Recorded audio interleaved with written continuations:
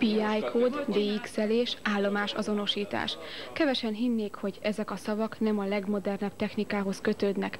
3 éve működik hazánkban a Magyar DX Klub. Az európai országok többségében sokkal régebbre nyúlik vissza a hullámvadászat, vagy más szóval a nagy távolságú vételek elérése fejlett technikai eszközök nélkül.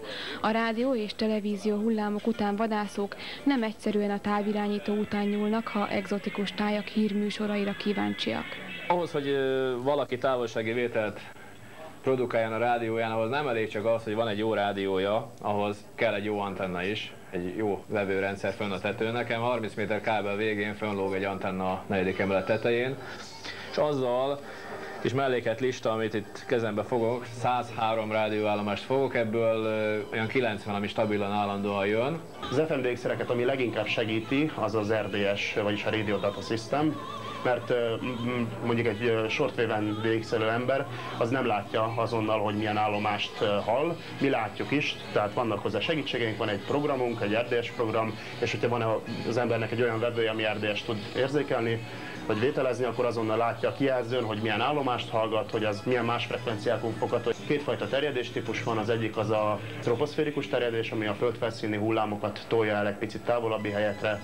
Ez javarészt a környező országok vételét jelenti, tehát jelen esetben itt mondjuk Tatabányán, Szlovákia, Horvátország, amit éppen most is hallunk, Ausztria, esetleg Szlovénia, vagy Szerbia jelent itt, tehát Szerbiából jönnek a vételek. Ezekből az országokból illetőleg van nyáron a napfolt tevékenység és a napsugárzás hatására az elszparadikus terjedés, amikor nagyon nagy távolságú vételeket is el tudunk érni FM-en. Ez azt jelenti, hogy Spanyolország, Franciaország, Anglia, Norvégia, Finnország, Görögország, sőt gyakran a Közel-Kelet és Izrael, Libanon és ilyesmi. A tatabányai HIFI számítástechnikai klubba, ha van terjedés, percek alatt beköltöznek egy norvég rádióállomás hangjai. Télen a magasabban, nyáron napsütésben pedig az alacsonyabban fekvő helyszínek a nyerők. Ilyenkor finn, spanyol, de akár arab nyelvű adások is hallhatóvá válnak. Mi Magyarországon most már eléggé tapasztaltak vagyunk, és nagyon sok információt összegyűjtöttünk.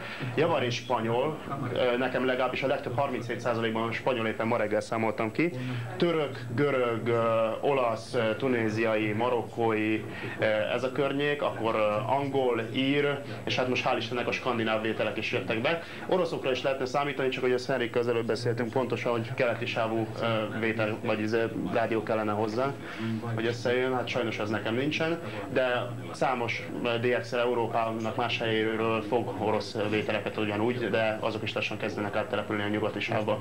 És például olyanok, hogy Izland és még keletebbre, tehát afrikai országok, ezek egyelőre álmok. Aztán vagy összejönnek, vagy nem.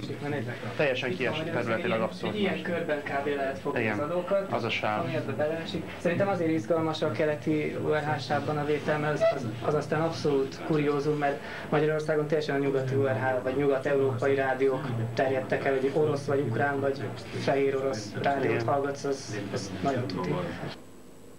Ha van terjedés, az FMDX-erek körbe telefonálják egymást, és indulhat a vadászat.